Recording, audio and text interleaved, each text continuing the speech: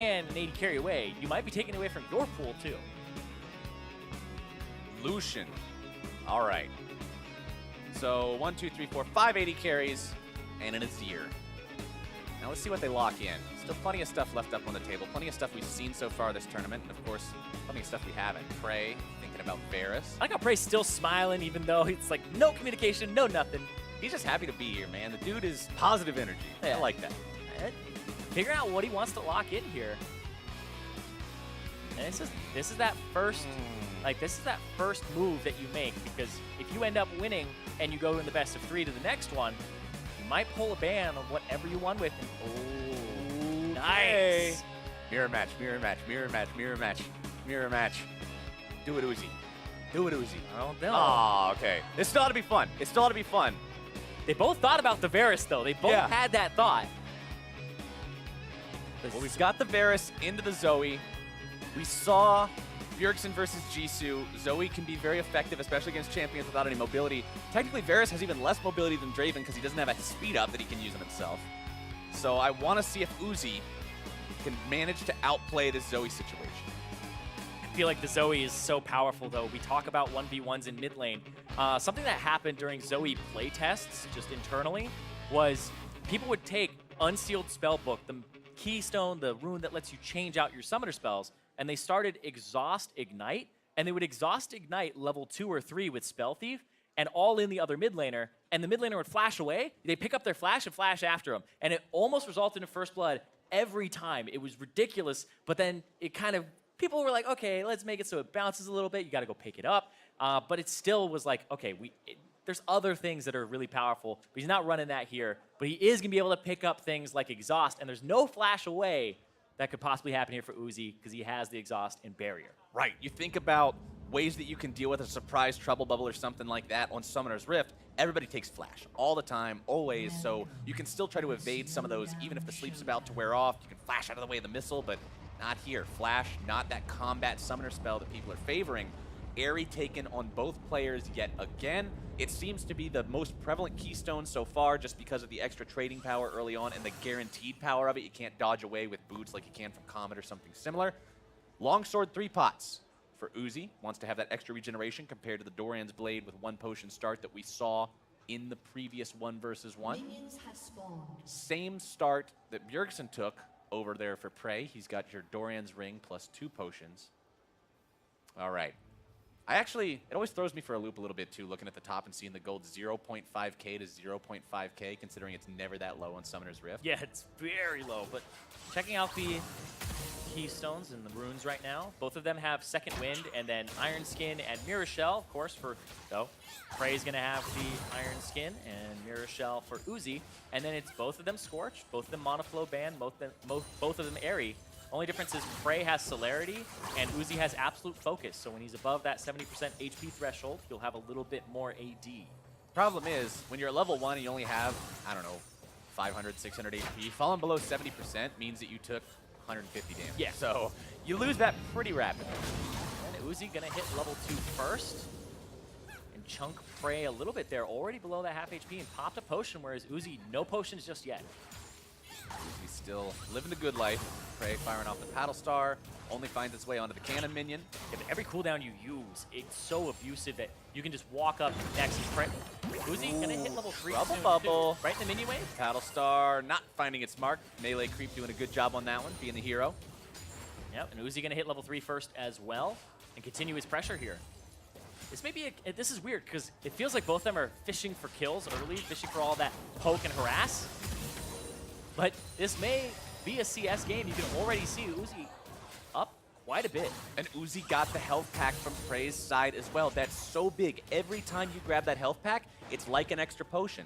And it's not just a game where, okay, I'm up 1 potion. Your opponent is now effectively down 1 as well because he's the one who would, in theory, have that health pack. Yeah, it's neutral, right? It's one that you can take away from him. And PraY gonna all in already, trying to get summoner spells. PraY trying to make it happen, finds the Drowsy, finds the Paddle Star. Gonna pick still him up looking for some more damage. Oh, Utilizing the barrier, he's got the summoner spells! He gets first blood! What were we talking about at the start? Zoe is bonkers! Bananas, baby! This champion has the power to all in you so early on. because of how effective these summoner spells are. We said it in 1v1 number 1, we're saying it again in 1v1 number 2. When you get chased down and your spells become their spells, look at what happens. He starts with 250 HP against the like 600 plus HP Uzi, and then he just picks up his summoner spells like, I'll take that one, I'll take that one. First blood for PraY, who loses about only 100 HP in the all-in with double exhaust, double barrier. Fist pumped up in the air. PraY knows what's going on, and he says, you best ban it away in game number 2, because that was exactly what we wanted to see from this. That game, now, I mean, granted, we only watched it for a couple of minutes, but that game looked like it was going Uzi's way. I mean, absolutely. PraY was lower HP, Uzi had the wave shoved up, he was constantly applying poke and pressure, and then PraY just said, okay, we're done playing. Yep. And all-ins him. Yeah, PraY saw the moment to just go all in and try to force the summoner spells. And like we said, summoner spells are so damn powerful in terms of what they bring to the table. Having 2 exhausts, having 2 barriers, ends up with a ridiculous advantage. And he blocked so much damage, he stopped so much damage. And remember that every time Zoe casts one of those as well, you get your little mini Ari bubble thing. Yeah. That shoot out projectiles towards nearby enemies, which adds that much more damage into your payload. Yeah, and then it also, I believe, refreshes your passive, so you can constantly more sparkles, auto-attack them very quickly, and you just chase them down. So now, going into game number 2, we're assuming that Uzi is probably going to go for a ban onto Zoe, likely doesn't want to play against that one a second time in a row. How is he going to adapt to this? Because we talked about how seriously this guy's been taking things, and how PraY's had more of like a lighthearted attitude throughout the thing. So for Uzi, you're now on do or die. Yeah, but I feel like PraY, he said he was, taking this, kind of lighthearted with Reckless and stuff, but really, he's been serious here. I mostly expect it's because of what happened in the 5v5s, where he was incredibly close. The Winions came through, took it to a game 3, and now he's just saying, okay, I want a little bit of revenge, and he wants to move forward and represent the LCK. Which is a really cool story in its own right, because that's one thing I was looking forward to about this match. Considering these guys as 5v5 all-star dream teams got to go head-to-head earlier in the day, the result of that I knew would hopefully have some sort of impact on how they decided to play this one. And if that makes PraY take it super seriously against Uzi, who's taking the whole thing super seriously, it means you could get this really cool mechanical contest between 2 really talented players. And so far, that looks like what we might be getting, Zyrene. Going into Champion Select number 2, Lucian banned away again. And there's just so much respect here as well. Uzi was talking about, even though he's the defending champion, he's talking about how he respected PraY and how he saw the way he had performed previously. If you go back to, I believe, 2013, that All-Star event where we had the 2-on-2s, PraY won the 2-on-2s alongside Madlife back in the day, the bottom lane. Old school. We're going back 4 years at this point, but we're seeing these guys have kind of 1v1 and 2v2 championships under their belt, and they're hungry to get that next one here. Uzi with the ban onto the Draven yet again. Misfortune also going to be taken off the table, so you've got 3 out of 3 bans the same so far. Not necessarily in the same order, I believe, but still same champions. Azir, another ban matching up. Now Uzi's only got 1 ban left, so if he wants to take Zoe away, he'll have to do it on that one, or he could opt into the Zoe mirror match. Say, look, I know your champion's very strong. I'm just going to do it better than you. Yeah, that was the other thought there, was he could potentially go for Zoe himself, and then we just have a Zoe Bonanza, but he bans the Varus away, so it's going to force an adaptation here out of Uzi here to pick something else. His last ban previously was Kalista. All right, what's it going to be, Uzi? Do you opt into the Zoe mirror match, or do you ban it away and go with something a little bit more familiar? 5 seconds left to choose. Kalista banned away. All right. Let's see if we get it, Zyrene. I would like to see this mirror match because of the ability to outplay each other with positioning, especially if they can manage to get it to level 6 before they kill each other. It'll be a lot of fun. Yeah, if I'm PraY, I'm locking in Zoe 100%. I already won with it. I wouldn't have to show another strategy if I win here and make the finals. And if I'm Uzi, I gotta be thinking, is my Zoe better? Is there something that counters it? Right. Do you try to play a counter, or do you try to play the same thing, thinking, I will just do better at this than you can?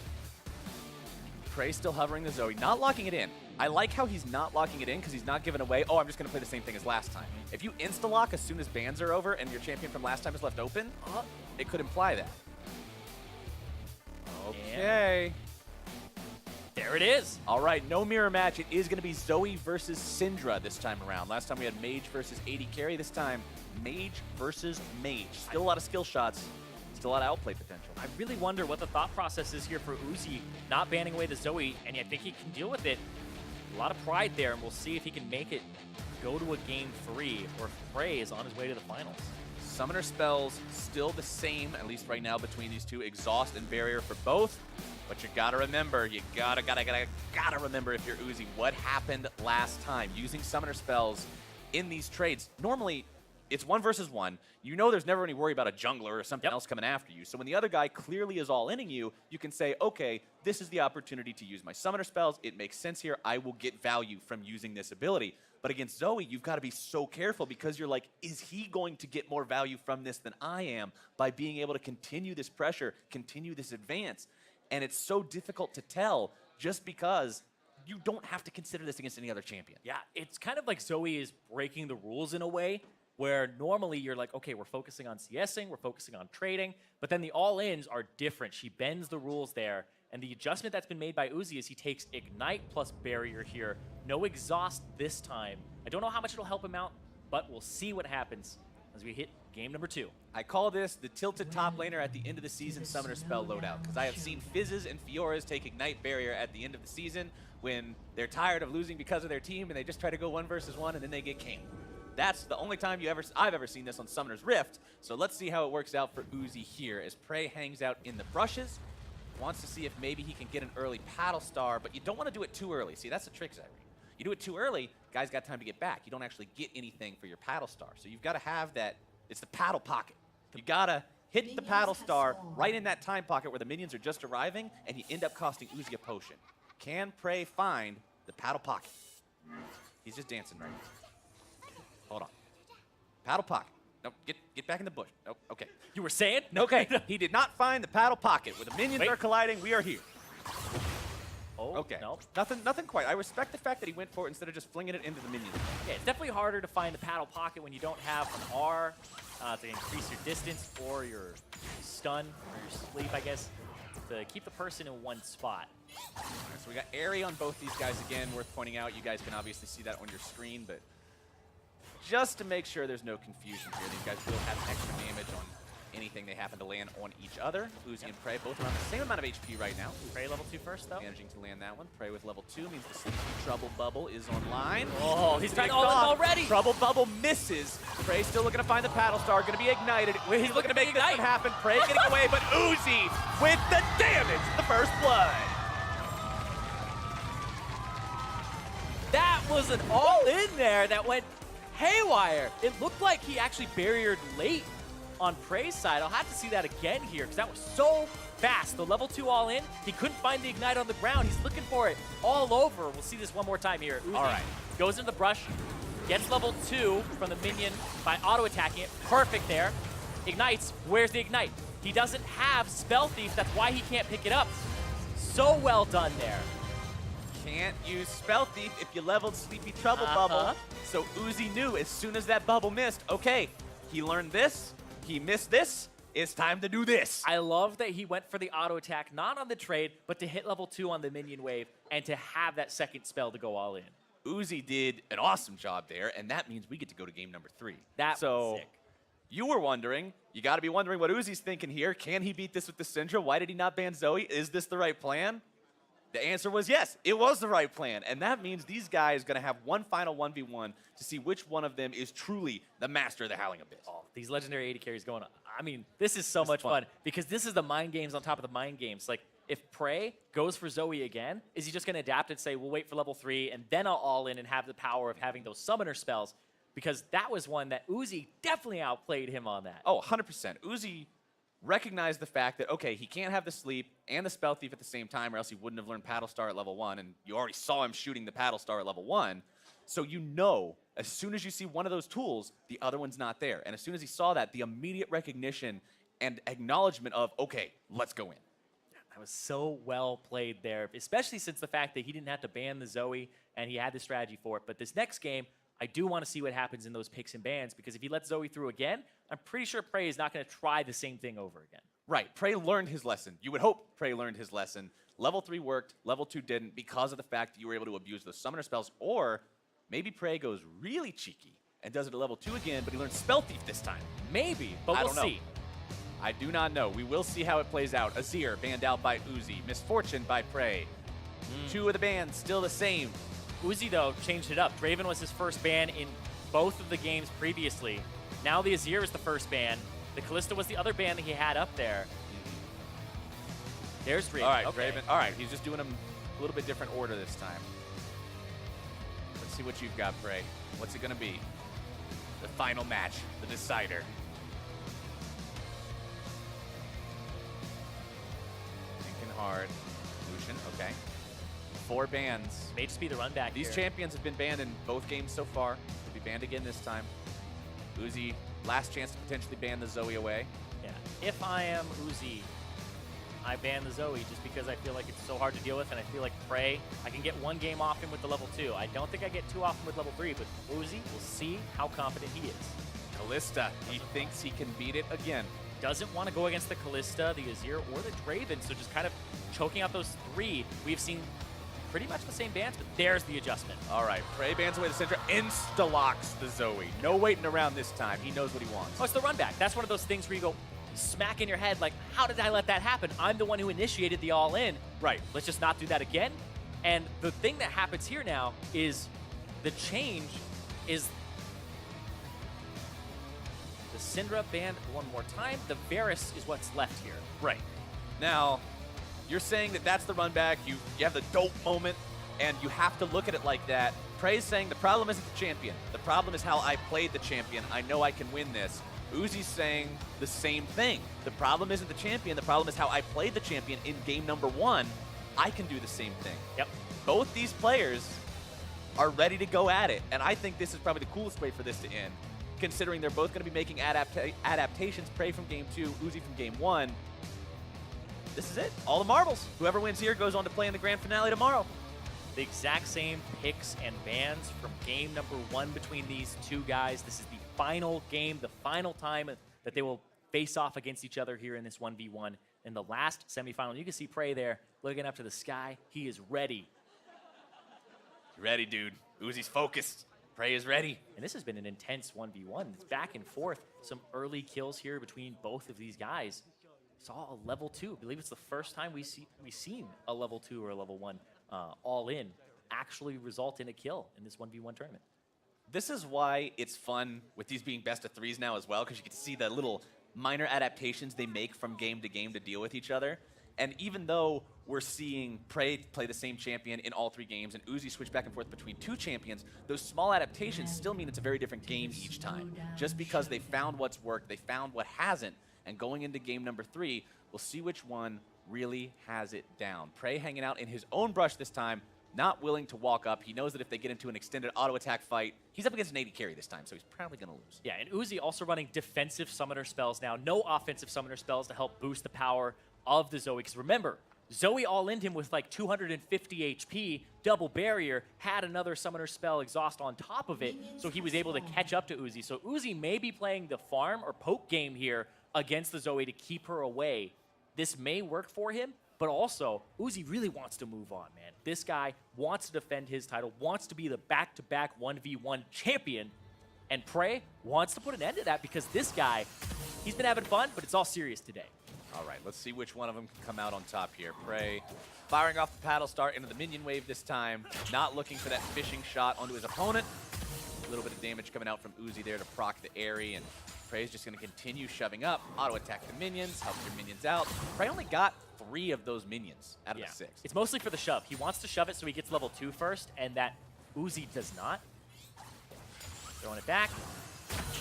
Gets level 2 so it doesn't have that fast push on a cannon minion. Auto-attack to proc the Airy, still gets himself back. Uzi a little bit lower HP for now, but remember he does have more potions to work with. Exactly. He has 3 of those potions. Just used a single one of them here. Cannon minions still pushing up. Remember, the cannon minions come on alternating waves on this version of Howling Abyss. So now the cannon minion has arrived. The reinforcements are here for PraY. Uzi continuing to try to push up. There's a lot of minions waiting there. PraY on the wrong end of these trades right Yeah, but remember, this is what happened in game 1. PraY was sitting very low on HP, and then it was the all-in, it was the summoner spell. So Uzi basically saying the same thing that PraY did in game 2, saying, all I did was mess up. That was it. It was just the fact that I didn't keep the poke pattern. He's fine, just sitting on top of the minion wave for now. PraY goes back, grabs his own health pack. Last time we saw Uzi deny that in this matchup. Yeah, they'll spawn at 2 minutes and 15 seconds, respawn every 1:15 afterward. There's your poke pattern. There it is. And he's out of potions. He doesn't have any running right now either. You can see Uzi really committed to this Varus, and it's been working. See how he can do now that he is pushed up underneath, almost underneath that enemy turret. This is where things got bad last time. Playing it slow and steady this time around. PraY with plenty of mana thanks to the mana flow band, proccing every 60 seconds to give him that mana restoration and free spell. Yep. Issue here, though, for Uzi is he doesn't have an offensive summoner spell, right? No Ignite, no Exhaust to actually all in. It's defensive here. And that's why I kind of figured he would be going for a CS lead. But PraY gonna all in again. He's trying it. Right. He's going for broke. PraY trying to bait it out. He gets the exhaust, but will be first blooded by Uzi. Can't reach the summoner spells. Uzi outplays and has the run back from game 1. That's what you said, Zyrene. It's all in the execution. It's not the matchup. Uzi said that today. He comes back and gets his victory that he should have in his mind been able to get in game 1. He makes the corrections. He fixes the parts of the strategy that weren't in line, and he makes it happen. He's going to the finals. He's going to the finals to defend his 1v1 crown and become the first 2-time All-Star 1v1 champ against Bjergsen, who's looking to reclaim that title. And right here, misses the Sleepy Trouble bubble. He started that off with a Paddle Star, and Uzi with the counter and the kill. Poros explode. They run around with all their hearts and their tongues flopping everywhere, and Uzi, he just says, all right, we got it done. PraY, even though he lost, he's still got a smile on his face. Still got a smile, and that's actually the most excitement I've seen out of Uzi in the 1v1 tournament so far. You can see he was definitely stressed about that. PraY pushed him to the limit. And that's a sign of respect almost, I think. Because, like you said, in that little intro that we got to see, Uzi said, PraY's a really good player. This is going to be a tough match. He manages to beat him. It did go to all 3 games. So if you are Uzi, you're feeling a little bit of a sense of relief after conquering that opponent that you also had to play against earlier today in the 5v5s. Absolutely, got the better of him both times. So that's going to be Uzi in the finals versus Bjergsen. We have the 2016 and the 2015 1v1 All-Star champs. And the thing as well is Bjergsen was playing a bunch of Zoe. We just saw that Uzi is okay playing into Zoe. It could be the Zoe mirror matchup even. Maybe Uzi will break it out. Maybe he was keeping that one hidden today. I really want to see a Zoe mirror matchup, Zyrene. Sleepy Trouble, double Sleepy Trouble bubble. It rhymes 3 different times. It's going to be awesome if they play it, but they might not play it. You never know. Either way, you're either going to have the defending champion keeping the belt, or you're going to have the guy who got it 2 years ago snatching the belt back. It's going to be an awesome thing to see no matter who wins it. And remember that it is going to be best of 5 as well. So those adaptations that we got to see today, those changes, slight adjustments, even if you're playing the same champions between matchups, we'll see even more of that when these guys go head-to-head. Yeah, you make it this far in the 1v1 tournament because you have more things that are effective than there are bans that are possible. Yep. So you have to be able to at least play 4 to 5 things at an effective level in a 1v1. Then you just change up the strategy. So it becomes about the execution, because we saw the exact same picks across the board except for the Syndra for Uzi. So overall, we actually saw